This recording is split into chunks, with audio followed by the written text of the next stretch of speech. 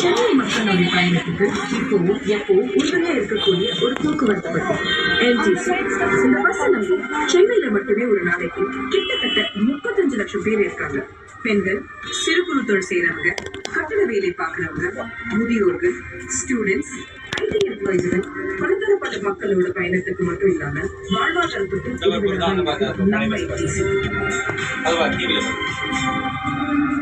இந்த மாதிரி இருக்கிற எத்தனையோ பேருக்கு இது வெறும் ஒரு போக்குவரத்து மட்டும் கிடையாது. எங்களுடைய கதைகளையும் கனவுகளையும் வாழ்க்கையும் பின்னி பிணைஞ்சிருக்கக்கூடிய தவிர்க்க முடியாத ஒரு அங்கம். ஆனா இப்ப எத்தனையோ பேருக்கு பயன்படுற இந்த பஸ்ஸுக்கு நம்ம சாலையில முக்கியத்துவம் தருவோம் கிடையாது.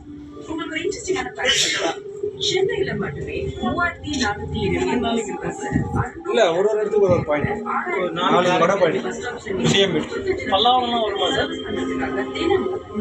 நெக்ஸ்ட் எங்க வீடு பல்லாவரம் தான். என்ன பண்ணாலுமே பஸ் பத்தி எல்லா துறைகளும் ஒரு சின்ன குறை இருந்துட்டே தான் இருக்கு. நம்மளே அறியாம சாலையில நம்ம பஸ் மறிச்சிட்டோம். இதனால பஸ் மட்டுமே நம்பி இருக்கக்கூடிய நிறைய பேருடைய வாழ்வாதாரம் பாதிக்கப்படும். என்னப்பா நீ எல்லா பள்ளியும் போறேன்னு நீங்க யோசிக்கிறது எனக்கு கேட்குது. கோவப்படாதீங்க. இங்க யாரும் குற்றம் சொல்ல விரும்பல. இந்த பிரச்சனைக்கு ஒரு தீர்வு காணதா நாங்க உங்ககிட்ட இந்த பதிவு மூலமா வந்திருக்கோம்.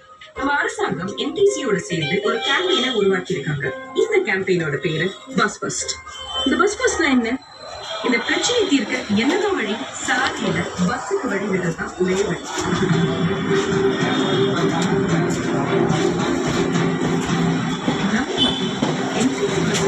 வழியை ஆரம்பிச்சோம்னா கரெக்டான நேரத்தில் அதோட இலக்கு அடையும்.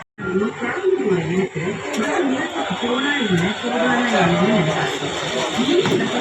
நம்பி இருக்கக்கூடிய மக்கள் என்டிசி பஸ் மட்டும் நம்பி ஒரு மாற்றத்தை நம்பி தான் இருக்காங்க. தயவு செஞ்சு நம்ம என்டிசி பஸ்ஸுக்கு முக்கியத்துவம்